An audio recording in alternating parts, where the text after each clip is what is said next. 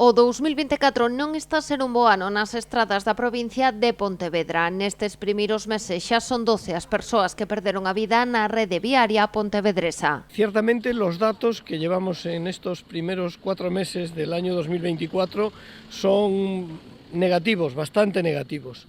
En la provincia de Pontevedra nos encontramos con 16 fallecidos hasta el día 6 de mayo.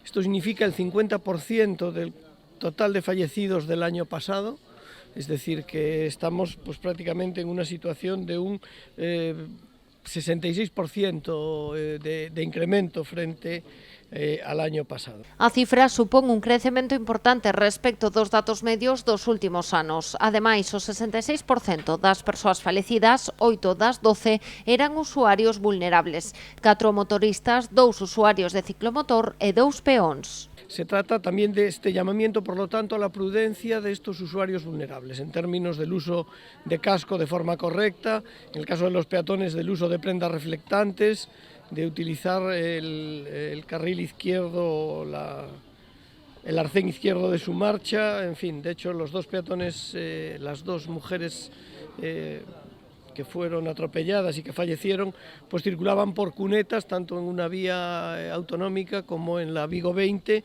sin ningún tipo de elemento reflectante y de noche, ¿no? Precisamente os usuarios vulnerables das estradas convencionais aos que se dirixe a campaña posta en marcha pola DXT en Galicia. Estará operativa ata o vindeiro domingo 12 de maio.